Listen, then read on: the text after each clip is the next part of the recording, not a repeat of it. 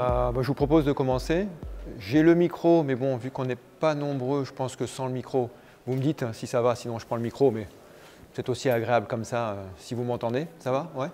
Très bien. Donc vous avez vu le thème. Je ferai une présentation sur une loi qui est... une nouvelle loi modifiant la prévention en santé, sécurité au travail.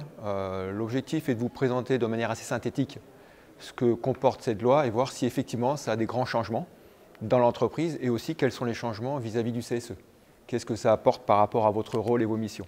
Donc cette loi 2021-18 du 2 août 2021, intitulée « Pour renforcer la prévention en santé au travail ».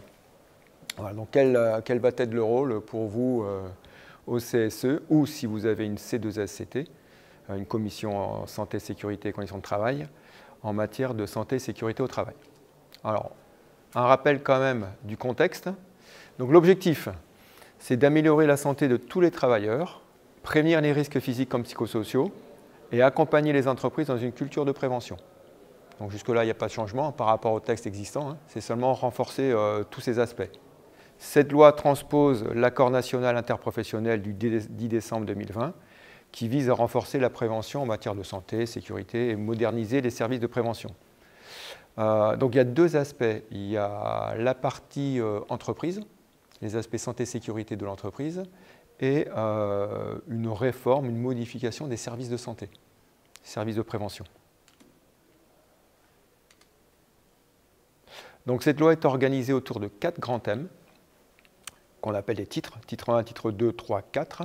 Donc le titre 1, renforcer la culture de la prévention de l'entreprise et décloisonner la santé du travail et la santé publique.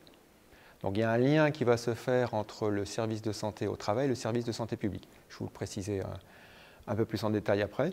Définir l'offre de services à fournir par les services de santé au travail. Accompagner certains publics, notamment vulnérables en situation de handicap, et la lutte contre la désinsertion professionnelle. Et le dernier point, réorganiser la gouvernance de la prévention et de la santé au travail, c'est-à-dire définir de nouvelles instances pour gérer la partie santé au travail au niveau national.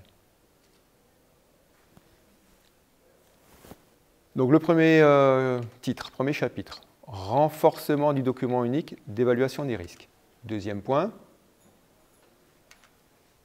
création d'un passeport de prévention, révision de la définition du harcèlement sexuel dans le Code du travail, et renforcement de la conformité des équipements du travail et protection individuelle.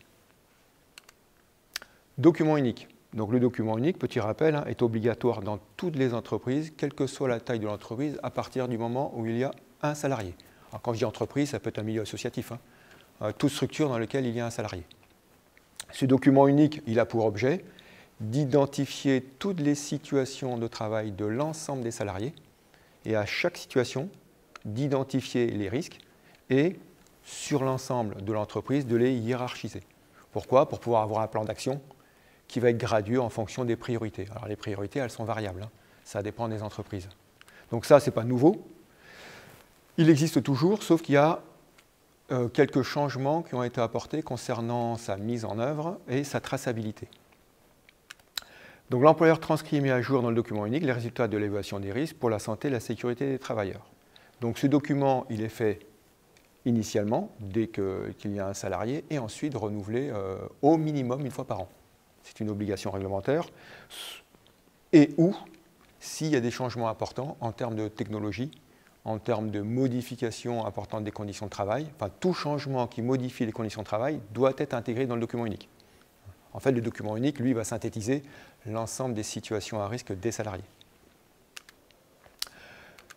Quand on dit renforcement, qu'est-ce qui a été modifié dans cette loi?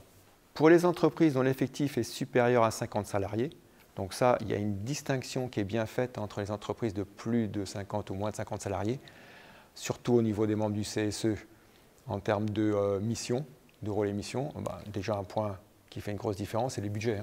Plus de 50 ou moins de 50, on n'a pas les mêmes budgets, les mêmes possibilités de fonctionner.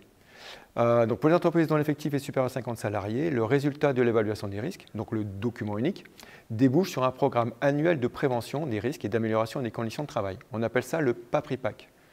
Ça veut dire quand je suis dans une entreprise de plus de 50 salariés, Cette mise à jour annuelle doit être faite pas simplement dans la mise à jour du document unique, mais aussi associée à un plan d'action qui doit être présenté au CSE.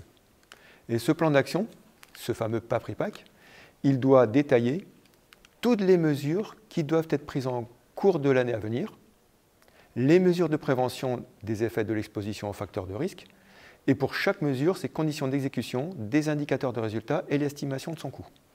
Donc il ne suffit plus de dire, voilà, j'ai un document unique, une fois pour toutes, et on le réactualise tous les ans, je change la date, ça suffit. Non.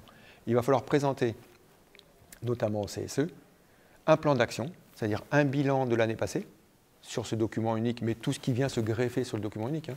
Il peut y avoir plein d'autres informations, et de dire, voilà, on fait le bilan de ce qui a été fait, de ce qui n'a pas été fait, et voilà le plan d'action pour l'année en cours. Mais ça ne suffit pas de vous dire, vous au CSE, ben voilà ce qu'on va faire. Il faut encore le hiérarchiser. Telle mesure, telle action, qui fait quoi, quand, quel délai. Donc quelque part, c'est c'est la transmission des informations relatives aux accidents, pas forcément. Ouais. C'est peut-être ça justement qui permet de dire on a eu tant d'accidents du travail, donc qu'est-ce qu'on a mis en place, qu'est-ce qu'on va mettre en place pour éviter. Oui. Alors si je prends que le document unique, quand j'étais sur le document unique, on parle de l'évaluation des risques. C'est-à-dire on identifie une situation qui potentiellement pourrait générer un accident. On n'a pas forcément eu un accident, mais on l'anticipe avec un plan d'action d'amélioration.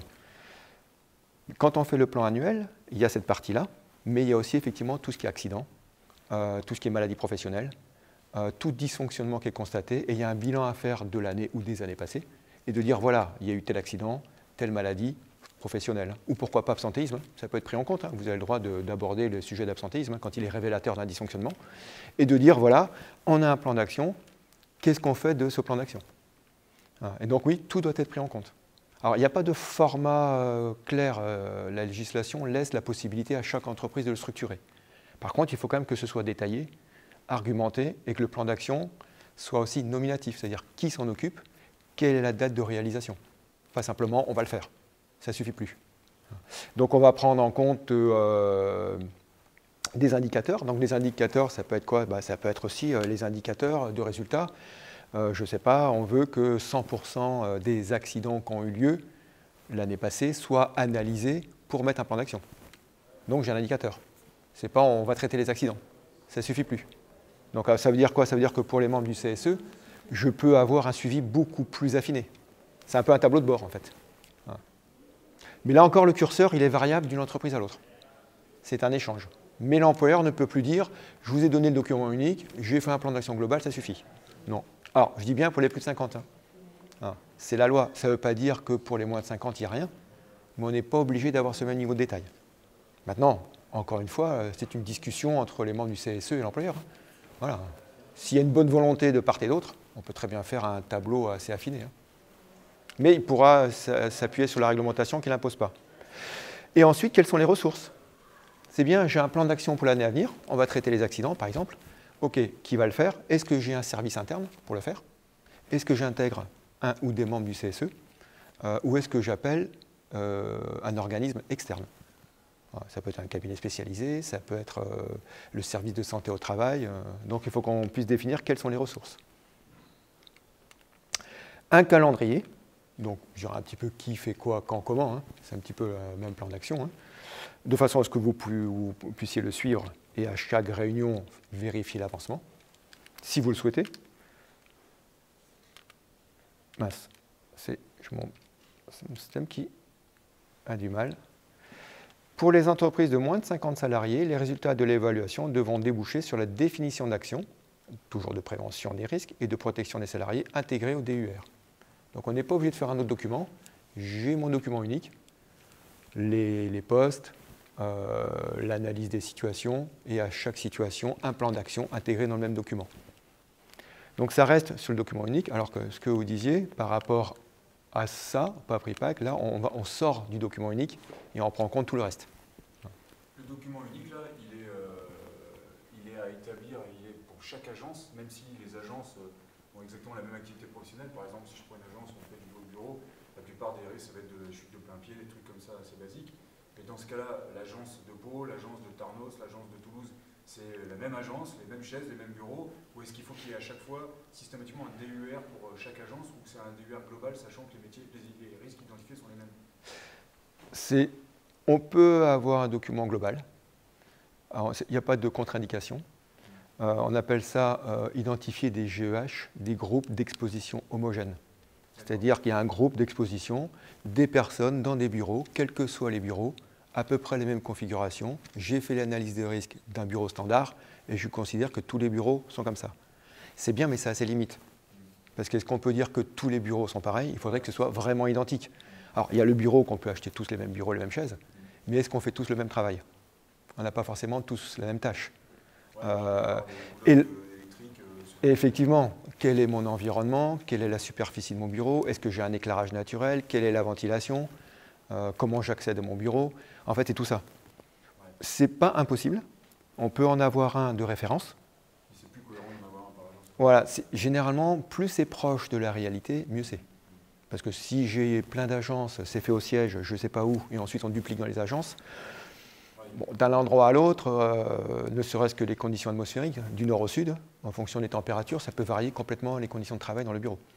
Donc en fait, on peut avoir un élément standard, on peut avoir des fois 80% qui est fait un standard, et je viens greffer 20% complémentaire de spécificité là localement. L'idée, c'est que le document unique doit représenter l'évaluation des risques, si je vais dans la logique, de chaque personne à chaque endroit. Si vraiment on veut aller dans l'idée du document unique. Alors ça reste un peu plus macroscopique, mais l'idée elle est là. Voilà. Alors c'est là où le CSE peut intervenir en se disant ok, on a fait des bureaux standards, bon très bien, ça correspond à peu près, ça va, mais il y a peut-être des cas particuliers où il faudra affiner. Voilà. Donc la présentation du document unique, c'est de dire voilà, on vous présente ça très bien, mais telle agence, eux, bah, ça ne correspond pas, ou il y a des paramètres qui n'ont pas été pris en compte. Donc normalement, il faut l'affiner. Ouais, okay. Mais voilà, d'un point de vue légal, c'est pas... Il n'y a pas de contre-indication. Ouais, il n'y a pas de contre-indication. Ouais. C'est pas interdit. Conservation. Le document unique devra être conservé par l'employeur pour une durée minimale qui ne peut être inférieure à 40 ans. Donc maintenant, tout document unique doit être archivé, et ce pendant 40 ans. Et tous les documents uniques doivent être archivés. Il ne suffit pas de substituer le document unique par un autre. J'ai celui de 2022, je l'écrase, j'ai mis 2023, je l'écrase, j'ai mis 2024. Il faut l'historique. Sinon, on perd l'historique. Alors pourquoi 40 ans? C'est pas... Comment? C'est bien pourtant. Oui, c'est pratique. Hein. C'est pratique parce qu'il... Mais en fait, sinon, il faut faire un copier-coller et puis changer quelques petites choses. Hein. Mais c'est 40 ans, pourquoi? 40 ans parce que le développement comment dire, je dirais un peu des soucis de demain, c'est tout ce qui est CMR, cancérigène, mutagène, reprotoxique. Et c'est le temps qu'il faut pour que les cancers se mettent en place. Le délai, c'est souvent 40 ans. Et 40 ans, c'est le délai qui a été pris en charge comme référence pour l'amiante. L'amiante étant une maladie professionnelle, on peut se retourner contre l'employeur 40 ans après la dernière exposition.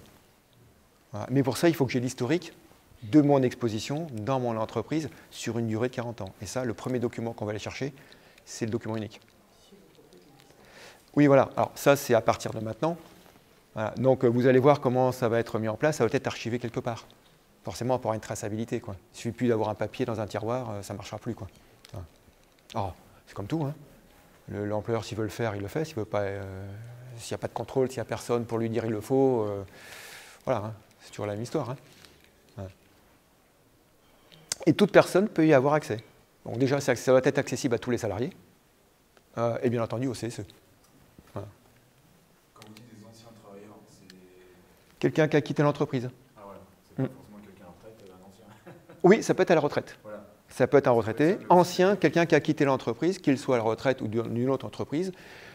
Alors, quand on dit 40 ans, c'est parce que j'ai des soucis de santé qui fait que j'ai besoin de retrouver l'historique de mes expositions en demandant, dans toutes les entreprises sur le délai de 40 ans, les 40 dernières années, je peux demander tout l'historique de mon exposition pour vérifier qui a la responsabilité de cette exposition.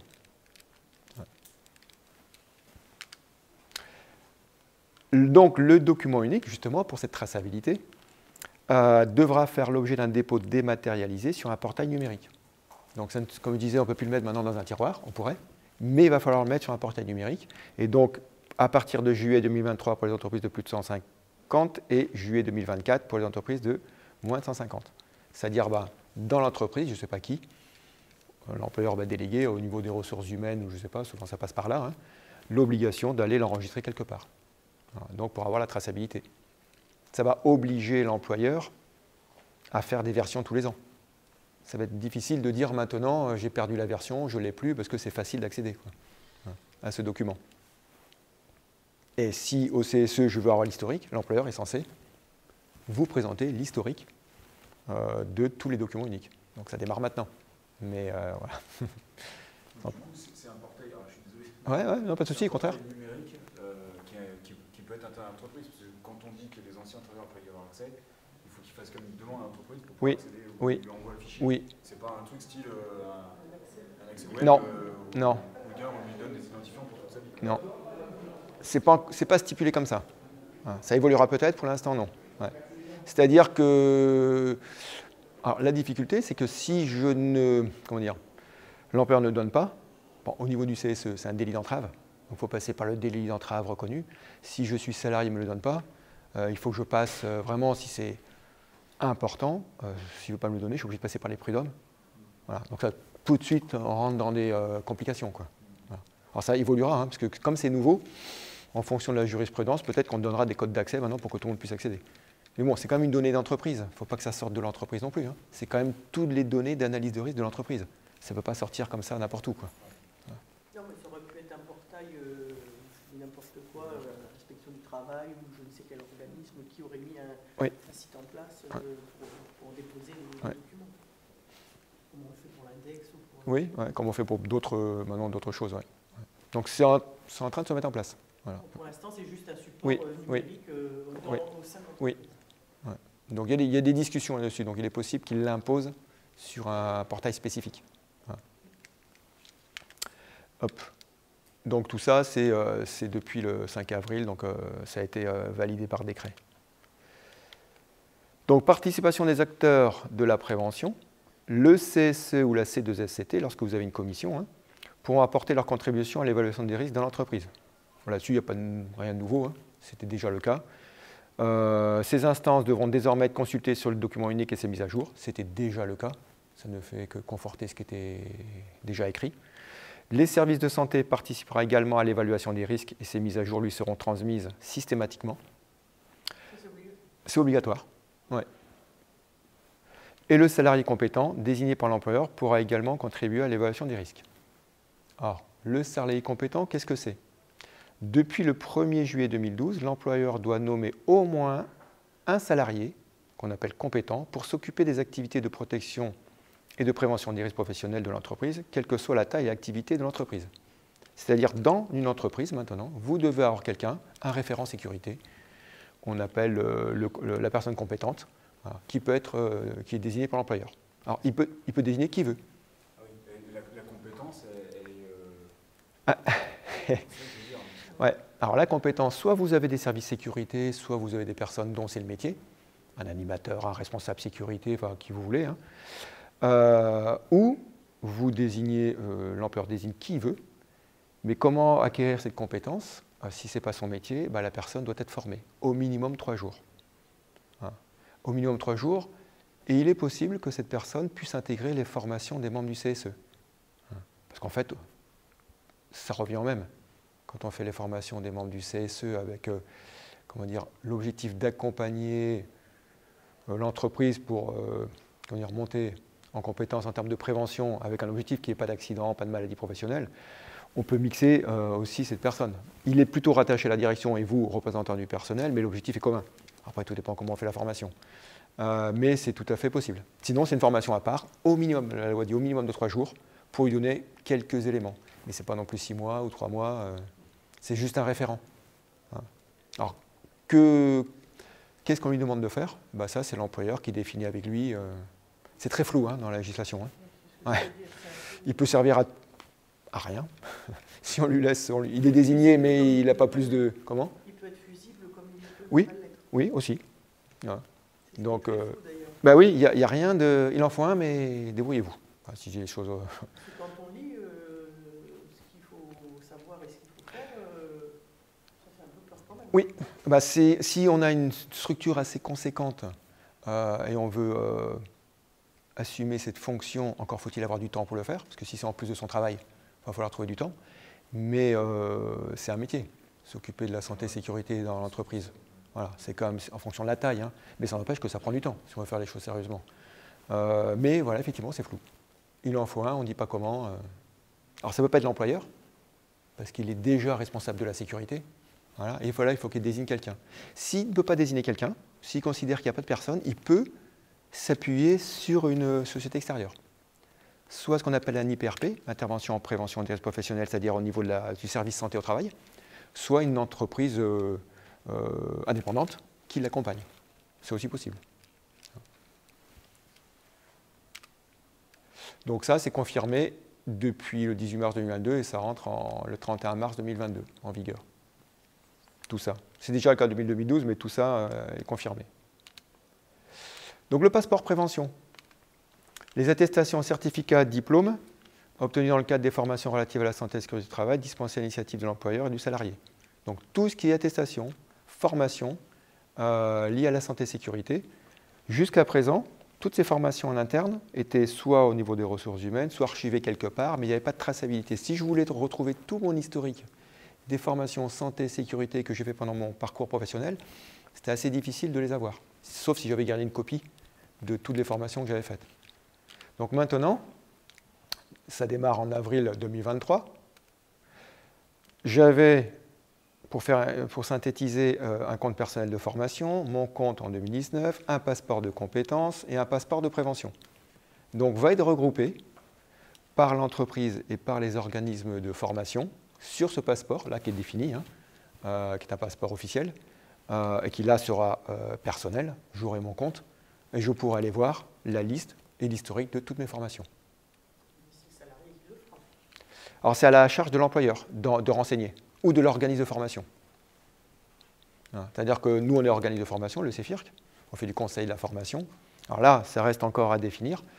J'avoue que je n'ai pas encore toutes les réponses que c'est en train de se mettre en place.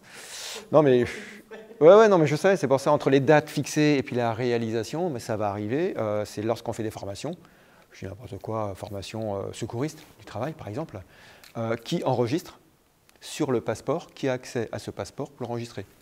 Voilà. Donc, soit l'entreprise aura accès, l'organisme aussi, mais il faudra un moment définir qui le fait. On ne va pas le faire en doublon.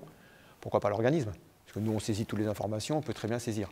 Est-ce qu'on aura le droit d'accéder au passeport de la personne? Voilà. Mais en tout cas, il faudra que ce soit archivé quelque part. Et la personne aura un accès aussi? Oui, oui, bien sûr. Là, c'est individuel. Voilà. Là, c'est l'État qui le met en place.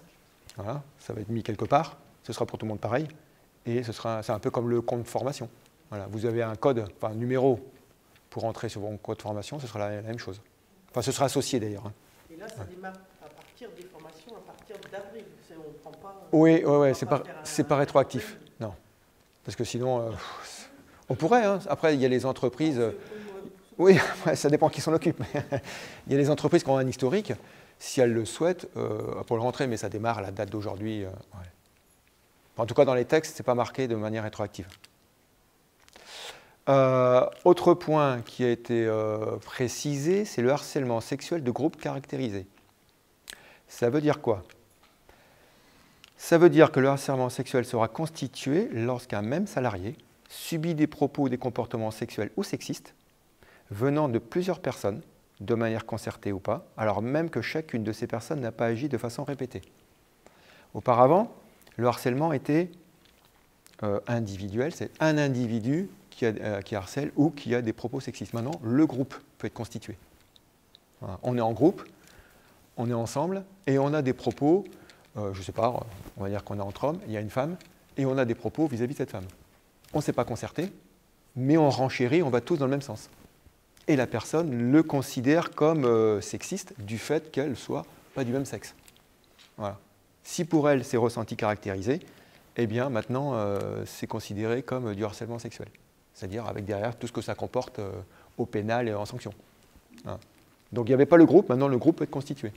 Du même sexe ou pas? Alors là, pour l'instant, c'est de l'autre sexe.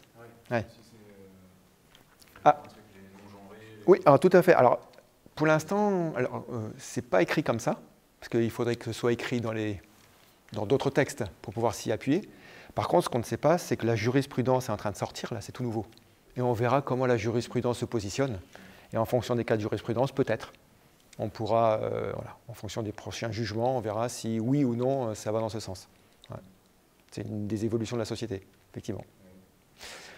Donc, et donc, ce qui est important, c'est même de façon, n'a pas agi de façon répétée. Donc, ça peut être ponctuel, à un moment donné, dans un contexte particulier, la personne peut se ressentir visée, avec une certaine connotation. Et voilà. Après, comment on trouve patienter quand c'est des propos Alors, c'est toujours compliqué. C'est toujours compliqué entre ce que je perçois. On a tous voulu, que ce soit des hommes ou des femmes, peu importe, hein, parce que ça peut être que des femmes et un homme, hein, ça marche aussi. Eh bien, on a pu faire des blagues, discuter, prendre ça sous le ton de la présentation sans penser à mal.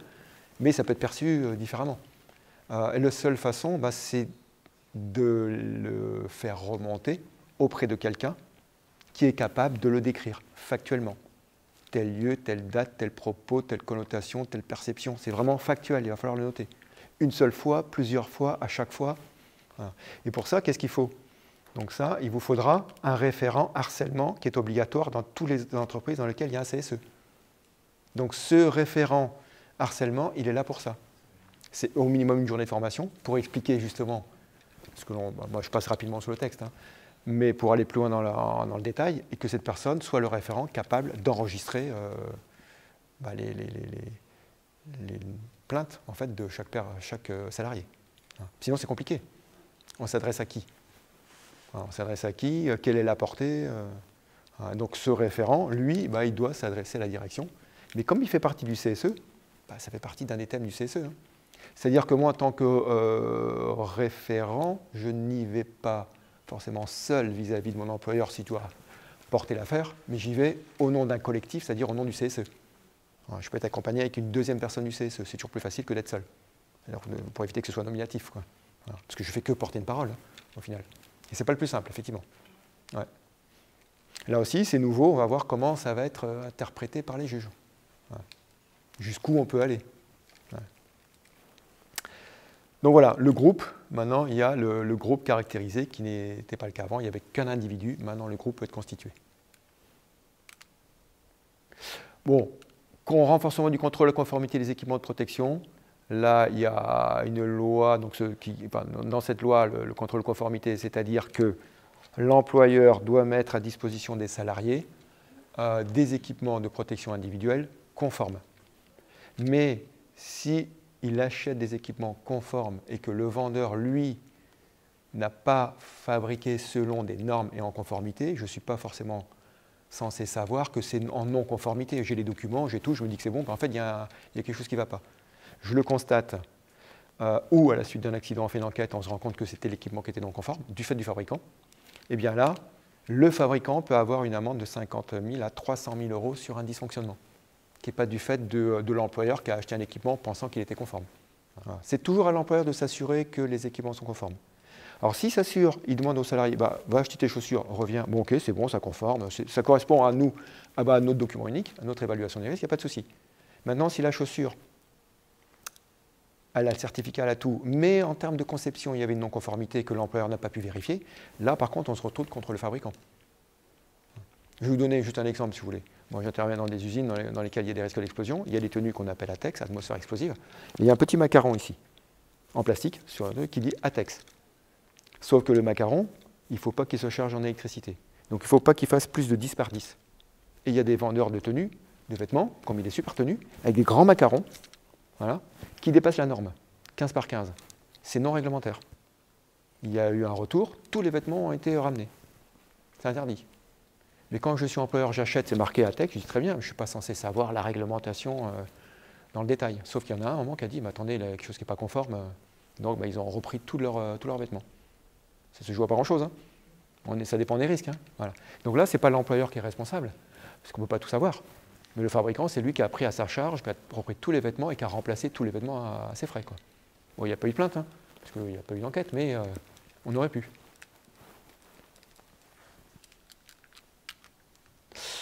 Alors, définir l'offre de services à fournir par les services de santé au travail, extension des missions de prévention et de la santé au travail, nouveaux accès aux dossiers médicaux. Ça veut dire quoi? Consolidation de la lutte contre la désinsertion professionnelle par une extension des moyens de services de santé au travail. Les services de santé deviennent des services de prévention et santé au travail. Bon, ça ne change pas grand-chose, hein. Sinon, si ce n'est que le terme prévention a été rajouté, c'est-à-dire qu'ils sont là aussi pour accompagner les entreprises, ce qui était déjà le cas auparavant. Donc ces fameux services de santé et prévention, maintenant, apportent leur aide à l'entreprise de manière pluridisciplinaire pour l'évaluation des risques. Donc ils peuvent aider l'entreprise à faire le document unique, contribuer à la réalisation d'objectifs de santé publique afin de préserver au cours de la vie professionnelle un état de santé du travailleur compatible avec son maintien en emploi. Ça veut dire quoi? Ça veut dire que là, maintenant, par contre, il y a un lien entre les objectifs de santé publique. Santé publique, c'est la santé de tous les citoyens. Alors, quel est le lien entre les deux?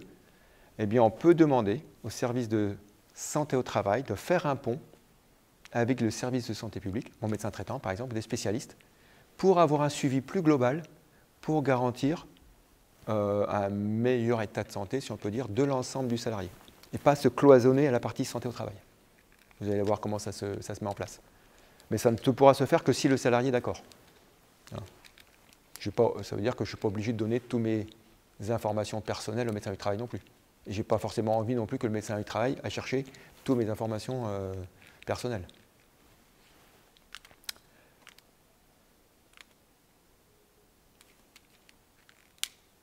Donc, les services interentreprises de santé, les services de santé, vont définir deux choses, un ensemble de socles de services et des services complémentaires. C'était encore là déjà le cas. Sauf que là, va être redéfini ce que c'est qu'un socle de services. Je fais mon évaluation des risques. J'ai des risques, je veux dire, classiques, avec pas des risques particuliers. Alors classiques, chute, risque, je ne sais pas moi, qu'est-ce que je pourrais avoir, chute de déplacement, posture de travail, des choses comme ça qui sont un peu très standards. Il n'y a pas un suivi médical particulier, travail tertiaire, on va dire. Eh ben, j'aurai un ensemble de socles de services. Ça veut dire quoi? Ce que vous faites déjà, une visite, médecin tous les 4 ans à peu près, et l'infirmier, infirmière en alternance tous les 2 ans. On fait un point. S'il n'y a pas de risque particulier par rapport au poste, tout va bien, vous êtes en forme, ça va. Bon, je fais court, hein, mais c'est un peu ça. Donc, OK. Maintenant, si dans l'analyse des risques, ou si je le souhaite, enfin, si l'entreprise le souhaite, elle peut le demander un service complémentaire. Alors, ça va être quoi? Bah, je sais pas, ça peut être la vue, ça peut être l'audition, ça peut être prise de sang urinaire en fonction de l'exposition à certains produits. Et donc ça, bah, ce sera négocié et ce sera à payer en complément. Il n'y a pas d'obligation réglementaire, il faudra le discuter. Alors ça va, pourquoi je le dis? Parce que ça peut être demandé, enfin, si l'entreprise décide de le faire par rapport à son analyse, il faut qu'elle le présente au CSE, il faut que vous le sachiez. Mais vous pouvez vous demander au CSE que sur certains postes, pourquoi on n'aurait pas un contrôle particulier? Parce que les personnes sont soumises à une exposition particulière. Le froid, le chaud, j'en sais rien, un tas de paramètres, quoi. Mais donc, ça se discute avec le service de santé au travail.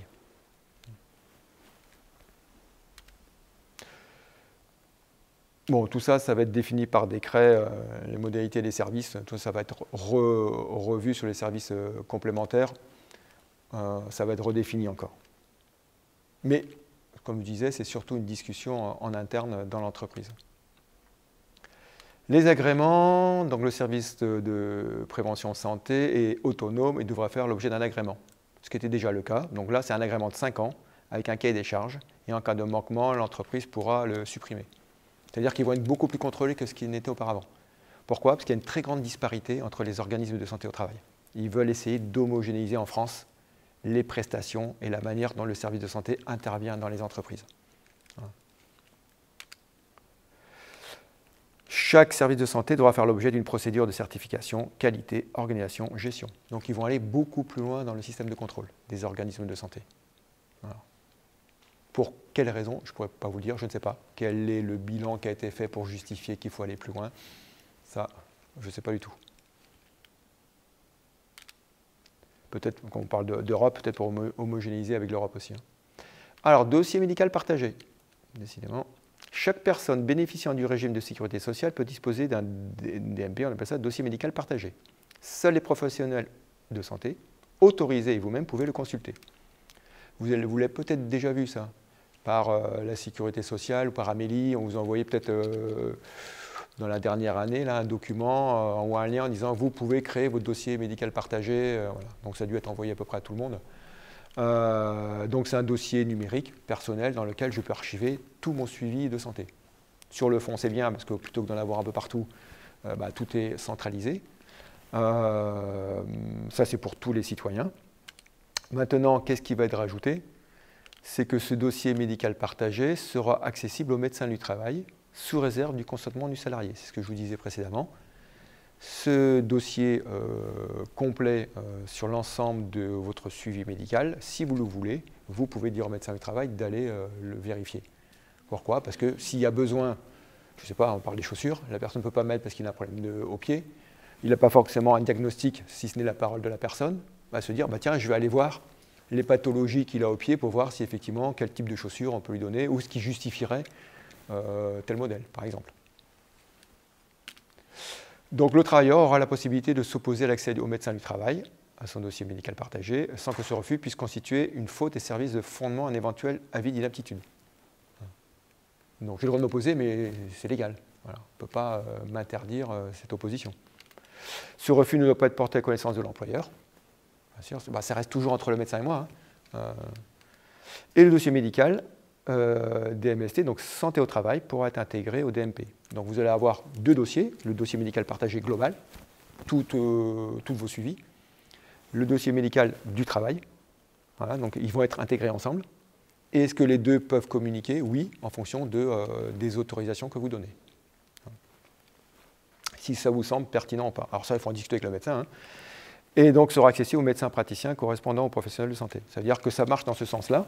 Si vous voulez que ce dossier médical de travail soit accessible au médecin traitant, en disant, tiens, moi j'ai le médecin du travail qui fait un bilan, j'accepte que mon médecin traitant aille voir le dossier médical du travail.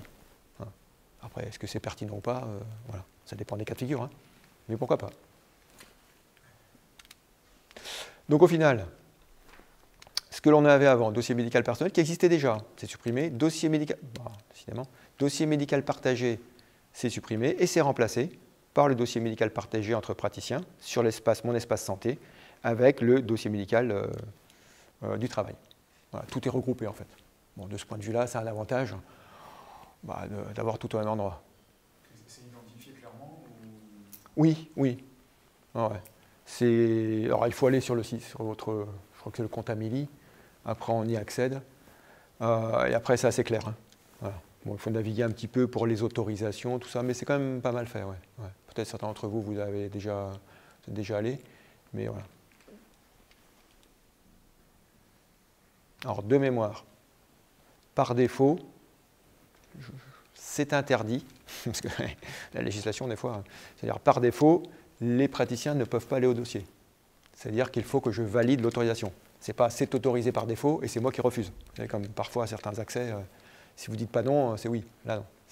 Non, mais il y a des fois des choses qui se font automatiquement. Non, la subtilité peut changer pas mal de choses. Quoi. Voilà, parce que si on n'y va pas, ça se fait tout seul et j'ai rien demandé. Quoi. Ouais. Titre 3. Certaines personnes en situation de handicap et lutte contre la désinsertion professionnelle. Création d'une cellule dédiée, partage d'informations facilitées, extension du suivi de l'état de santé, officialisation du recours aux technologies de l'information. Vous allez voir, je vais vous préciser, et la visite de mi-carrière. Le service de prévention, c'est toujours le service de santé, comprendra une cellule pluridisciplinaire. Alors, quel sera son objet? Proposer des actions de prévention dans l'entreprise, vous accompagner au CSE par exemple. Identifier des situations individuelles, la personne qui ne veut pas mettre ses chaussures pour des raisons, qui ne veut pas ou qui ne peut pas, hein, mais je dis des fois, on ne sait pas trop, pour des situations individuelles, il pourra décider, proposer en lien avec l'employeur et le travailleur des mesures individuelles. Bon, là, je reprends l'exemple des chaussures, s'il faut des chaussures particulières. D'aménagement, d'adaptation, transformation du poste de travail. On est sur l'ergonomie. Est-ce que la personne doit rester assise? Est-ce qu'elle peut alterner? Est-ce qu'il faut que... Voilà. Tout ça, c'est de l'aménagement. Pourra. Cette cellule sera animée et coordonnée par le médecin du travail. Voilà. Bon, ce n'est pas nouveau, hein, c'est déjà le cas. Hein. Ça ne fait que conforter ce qui existait. Par contre, ça, les travailleurs indépendants pourront s'affilier au service de prévention et santé interentreprise de leur choix, ce qui n'était pas le cas, ils n'avaient pas de service. Maintenant, ils peuvent intégrer les services de santé. Il sera possible pour les professionnels de santé de recourir à des pratiques médicales ou de soins à distance en utilisant les technologies de communication. Ça veut dire quoi? Lorsque vous faites votre visite, on pourra vous demander, peut-être c'est déjà le cas, est-ce que vous voulez qu'on le fasse à distance? Voilà. Donc vous prenez un ordinateur, vous avez par vidéo le médecin du travail, et puis vous discutez de... vous pouvez refuser, c'est en présentiel, ou vous pouvez le faire en distanciel. Mais ce sera selon votre consentement. Et si l'état de santé des risques professionnels le justifie, le professionnel de santé pourra proposer lors d'une visioconférence la participation d'un autre professionnel de santé. Encore une fois, vous donnez votre accord. Alors maintenant, quand on commence à avoir plusieurs professionnels de santé, il y a quand même quelque chose de spécifique. Est-ce que tout se fait à distance? Bon, après, ça dépend aussi où se trouve la personne. Voilà. Mais c'est acté dans la loi. Visite de mi-carrière. La loi prévoit une visite médicale de mi-carrière pour l'ensemble des salariés à une échéance déterminée. Donc, lors de mon 45e anniversaire, il y aura une visite obligatoire avec pour objet vérifier l'adéquation entre le poste et l'état de santé, évaluer les risques de désinsertion professionnelle, c'est-à-dire est-ce que la personne a complètement décroché du travail, on en est où à 45 ans, sensibiliser sur le vieillissement et la prévention des risques. Alors, sensibiliser, bon, je ne sais pas trop ce que ça veut dire, parce que, attention, vous commencez à vieillir et il faudra faire quelque chose. Je pense qu'on va vite comprendre. Voilà, donc, bon, c'est mis en place. La loi prévoit également pour les salariés en arrêt longue durée un rendez-vous de liaison entre le salarié, l'employeur et le service de prévention des santé. Ce rendez-vous a pour objet de mieux préparer le retour du salarié. Donc là aussi, personne n'est arrêté longtemps. Avant qu'elle reprenne son poste comme ça, on doit le préparer, discuter, échanger pour voir si les conditions du fait de son arrêt sont réunies. Ça dépend de l'arrêt qu'il a eu, ou si ça nécessite de le préparer au travail.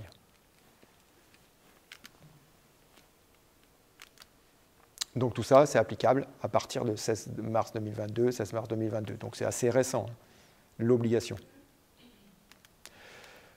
Décloisonnement entre médecine de ville et médecine du travail, création des comités, je vais vous expliquer, et accroissement des formations.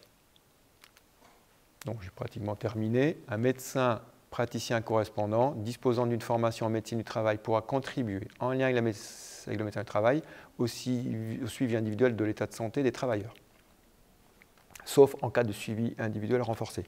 Alors, qu'est-ce que c'est que le suivi individuel renforcé? Il y a une liste, il y a un texte qui dit que toute personne qui travaille selon certaines conditions ou avec certains produits a obligation d'avoir un suivi individuel renforcé. L'amiante, par exemple. Ou les gens qui sont exposés à des CMR, cancérigènes, mutagènes, reprotoxiques. Poussière de bois, par exemple. C'est un CMR. Et d'autres postes, ceux qui font de la soudure. Et si dans mon document unique, je considère qu'il y a des postes à risque particulier, ils auront un suivi individuel renforcé. Donc là, dans ce cas-là, ça se fera par le médecin du travail. S'il n'y a pas de suivi particulier, et un médecin praticien, un médecin généraliste, pourra jouer le rôle du médecin du travail. Oui, oui, je sais. Cette possibilité sera réservée aux zones caractérisées par un nombre insuffisant ou une disponibilité insuffisante de médecins du travail. Il y a de moins en moins de médecins du travail. Il y a des zones où il en manque. Donc, il manque aussi des médecins. Et généralement, c'est au même endroit. Alors, je ne sais pas comment on va faire. Parce que quand il y a beaucoup de monde, il y a beaucoup de médecins, il y a aussi beaucoup d'entreprises. C'est un petit peu... Enfin, bon. Et donc, on pourrait demander au médecin du travail de jouer le rôle du médecin du travail. Voilà. Bon, sur le fond, on comprend. C'est parce qu'à défaut d'avoir personne, autant avoir quelqu'un, un médecin. Voilà. C'est toujours ça. Alors, ça, c'est les comités. Il y a des comités nationaux qui sont là pour... Comme c'est nouveau, ça fait un an, un an à peu près que ça se met en place, il va y avoir des comités pour assurer le suivi, améliorer. Voilà, bon, c'est pour information. Ces comités nationaux de prévention, ils vont avoir pour objet de participer à l'évaluation du plan santé-travail. Donc, ça va évoluer. Voilà, au fur et à mesure du retour d'expérience, on va le faire évoluer. Définir la liste des modalités de mise en œuvre de l'ensemble des socles, le fameux socle de base. Il est posé, mais il peut évoluer aussi. Ce sera en fonction des retours des services de santé au travail. Proposer des nouveaux référentiels, parce que là aussi, c'est en train de se mettre en place. et définir le déplacement du passeport de prévention. On en parlait, tous ces passeports, tout ça, on le met où? Est-ce que ça va être un support national et tout le monde pourra accéder? Enfin, c'est en cours. Voilà. Et pour terminer, ce qui a été mis dans la loi aussi, c'est que la formation en santé et sécurité pour l'ensemble des membres du CSE ou de la commission, suppléants, titulaires, tout le monde, c'est lors du premier mandat, 5 jours obligatoires maintenant. Quelle que soit la taille dans l'entreprise, quel que soit le type de mandat. En cas de renouvellement, 3 jours pour chaque membre et 5 jours pour l'entreprise de au moins 300 salariés ou lorsqu'il y a une commission. Sachant que le référent en matière de lutte contre le harcèlement et les violences sexistes doit également bénéficier de cette formation. Parce que ça peut être, en même temps, il fait partie du CSE. Donc, il fait partie du CSE si vous êtes moins de 300. Si vous avez plus de 300, il y a un référent CSE côté employeur. Il y en a un au CSE, il y en a un côté employeur. Donc il y a 2 personnes. Voilà. Donc en fait, toutes ces personnes-là doivent avoir les formations. Voilà. Et tout ça, c'est à partir du 31 mars aussi 2022. Donc aussi assez récent. Voilà, j'ai terminé. C'est une synthèse de cette nouvelle loi pour que vous puissiez voir ce qui est important, pertinent ou pas, ce que ça change ou pas. Voilà.